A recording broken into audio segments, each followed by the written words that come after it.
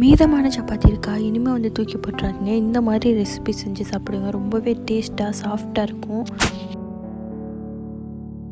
இப்போ நம்ம ஒரு சட்டியை வந்து நல்லா ஹீட் பண்ணியாச்சு. ஹீட் பண்ணதுக்கப்புறம் வந்து ஆயில் ஊற்றிட்டோம். இப்போ பார்த்திங்கன்னா ஆயில் நல்லா வந்து ஹீட் ஆனதுக்கப்புறம் நம்ம வந்து கருவேப்பிலை போட்டுக்குவோம். ஸோ அது கூடவே பார்த்திங்கன்னா நம்ம வந்து வெங்காயமும் போட்டுக்கலாம்.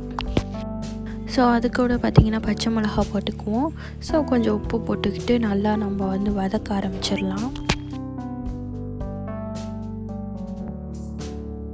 அது கூடவே பார்த்திங்கன்னா தக்காளி போட்டுக்கலாம்.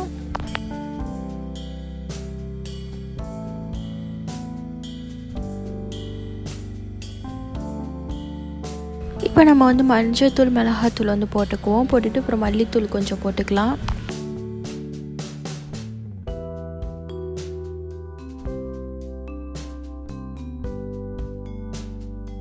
இப்போ நம்ம வந்து ஒரு சூப் கிரேவி அந்த ஸ்டைலில் தான் நம்ம வந்து செஞ்சுக்கிட்டு இருக்கோம். ஸோ அதனால் தண்ணி நம்ம வந்து ஊற்றிக்குவோம்.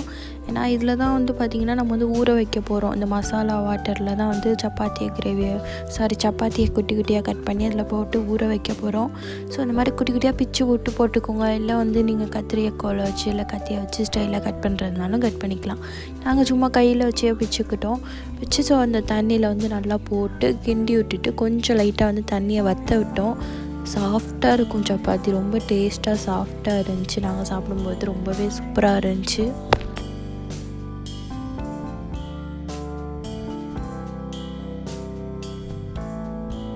இந்த வீடியோ உங்களுக்கு பிடிச்சிருந்துச்சுன்னா லைக் பண்ணுங்கள், ஷேர் பண்ணுங்கள். இதை நீங்கள் வந்து ட்ரை பண்ணி பார்த்துட்டு கமெண்ட் பாக்ஸில் எப்படி இருக்குன்னு சொல்லுங்கள். மறக்காமல் நம்ம சேனலை சப்ஸ்கிரைப் பண்ணிக்கோங்க. கூடவே பெல் ஐக்கானை கிளிக் பண்ணி ஆல்னு கொடுத்துருங்க. அப்போ தான் நாங்கள் போகிற வீடியோஸில் உடனே உங்களுக்கு நோட்டிஃபிகேஷனில் வரும். அடுத்த வீடியோவில் சந்திக்கலாம். நன்றி, வணக்கம், பாய்.